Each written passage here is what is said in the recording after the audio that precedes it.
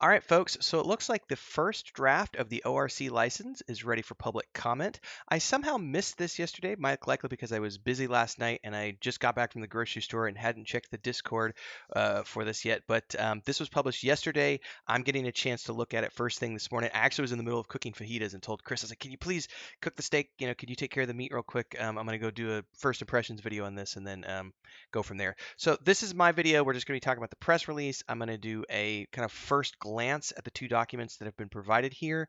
And then I'm going to go away for the weekend and I'm going to read through everything in full and I will come back with a greater discussion video probably Monday for next week, maybe Tuesday. But the gist of this is that this is already out in the public now. It's available in Discord. There's going to be discussions happening. People are welcome to provide their feedback.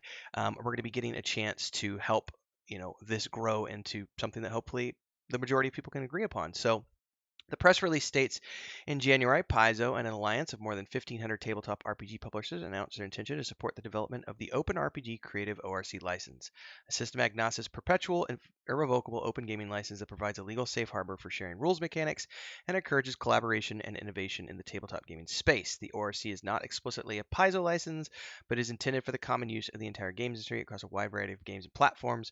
Over the last several weeks, we've been working closely with Azora Law, an intellectual property firm that works with Paizo and several other game publishers to develop and refine a working draft of the ORC license for public discussion and refinement. The first public draft is now complete. We welcome feedback of individual publishers on the official ORC license project Discord, which you can actually find a link to here in this document. Below, they have provided a copy of the ORC license and its associated FAQ AXE answers and questions document. We will then continue to refine the license and add to the fact based on public feedback provided on the official Discord. So remember, if you want to have a voice in these conversations, you need to be in the Discord. So make sure to follow the links on this page to get on over there. Azora will be soliciting feedback and commentary through Discord between now and Friday, April 21st, which gives us 2 weeks essentially from yesterday, at which point they will incorporate that feedback and release another public draft. If additional rounds are required, the process will continue until the license is complete and meets the needs of the majority of participating publishers. It is our intention to wrap up the entire process by the end of April if possible. Okay, so first and foremost, they've provided the answers and explanations document, which is here. So giving this a quick scan, this is just an explanation of how the ORC license works. It's a game mechanic agnostic, a license that can be used by anybody. If you put the ORC notice in your work, then your protectable game mechanics plus any product identity are open for use for others under the ORC license. All you have to do is put the ORC notice in your product and you're done. The ORC notice looks like this, and they provide a block of text that you can copy and paste, which is very useful for people so you don't have to just draft something up on your own. Why did you create the RSC? Role-playing games do an amazing job of infusing projectable creative descriptions. This complexity has had a stifling effect on creativity. We created the ORC license to be a tool that gives you the right to use an ORC license's protectable game mechanics easily and confidentially. This grants the user a license to the copyright protection that exists in the complex form of intellectual property without publishers having to hire lawyers to separate what is copyright protected from what isn't.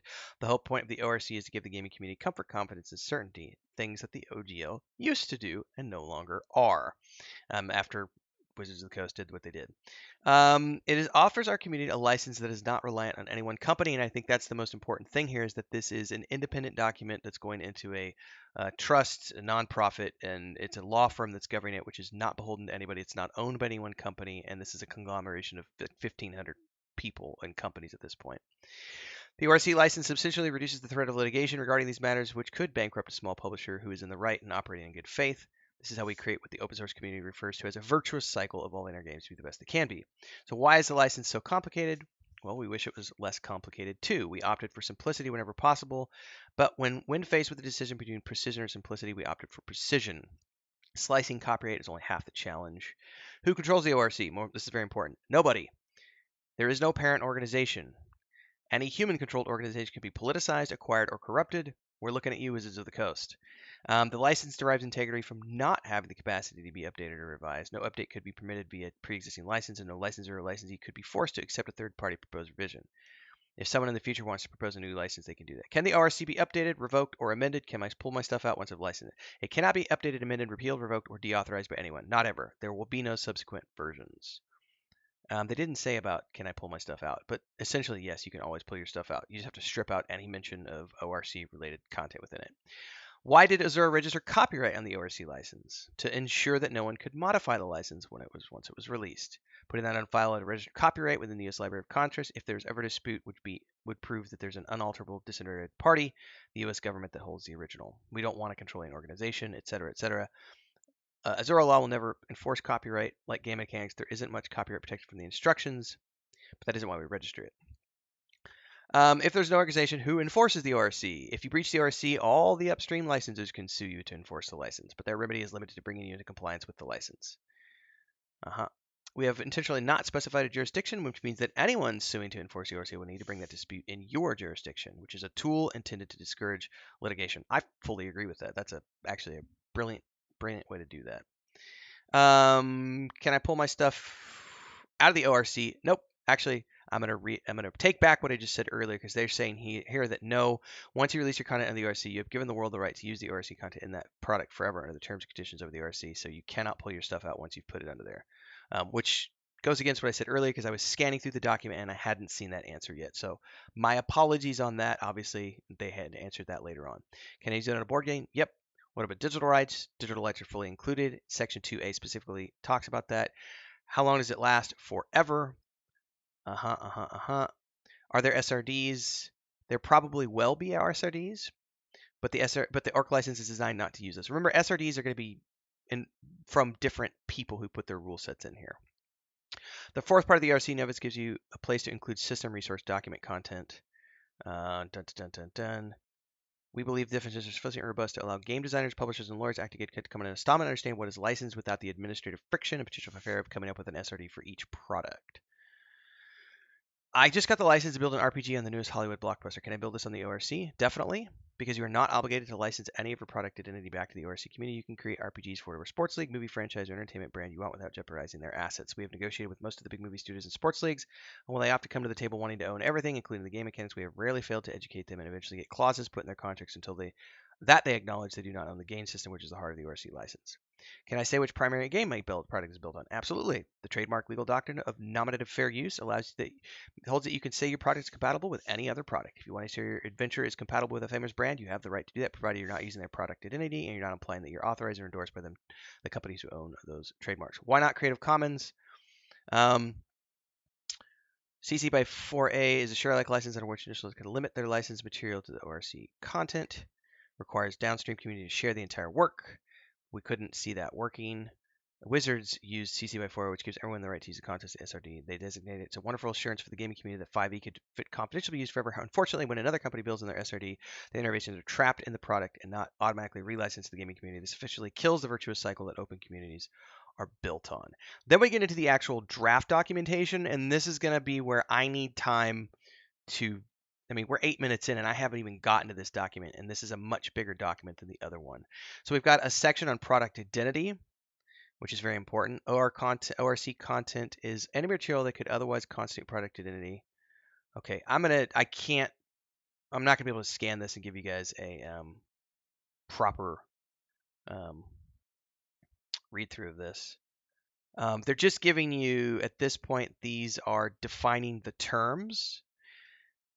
And then the grants and limitations. You have a worldwide royalty-free, non-sub-licensable, non-exclusive, irrevocable license to exercise the license right in the ORC content. That's very important. This phrasing right here: worldwide, royalty-free, non-sub-licensable, non-exclusive, irrevocable license. All of the things that Wizards of the Coast tried to put in to their new OGL documentation, where they wanted sub-licensing, they wanted royalties, and they didn't want it to be irrevocable. The ORC is providing with all those things. So assuming we all agree on the terms of the ORC, that's going to be very, very good. The grant of adapted ORC content by you hereby receive an offer from okay. Required notice. Product as a license. Okay, attribution notice. We understand that. Product identity notice. You have to identify your product identity. And okay. Okay, warranty and limitations as is. Okay. Your license will terminate automatically if you fail to comply. If you make a violation, you have 60 days to to fix that. No server modifications may not be amended. This is very important. The ORC my license may not be amended, superseded, modified, updated, repealed, revoked, or deauthorized. End of story. So, again, I'm going to be going through all of this stuff in greater detail as I have time over the weekend, and I will be doing a full video on my feedback of the ORC license. But the big thing is that it's out there in the public.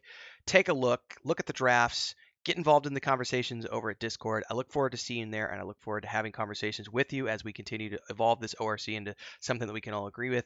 And assuming that it gets to where we want it to be, I look forward to hopefully putting all of our works that we do that were previously on the OGL and 5th edition into the ORC.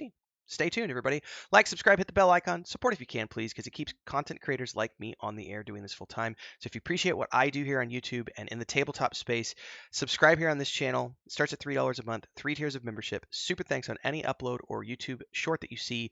Super chats on any live stream. We have a Patreon page for our tabletop book, which also includes a point-and-click adventure game and a fantasy book series. So support in whatever way you can. It pays our bills, and it keeps me doing this full-time for those of you who appreciate what I'm producing here on YouTube. Till next time, everybody, stay safe. Happy gaming.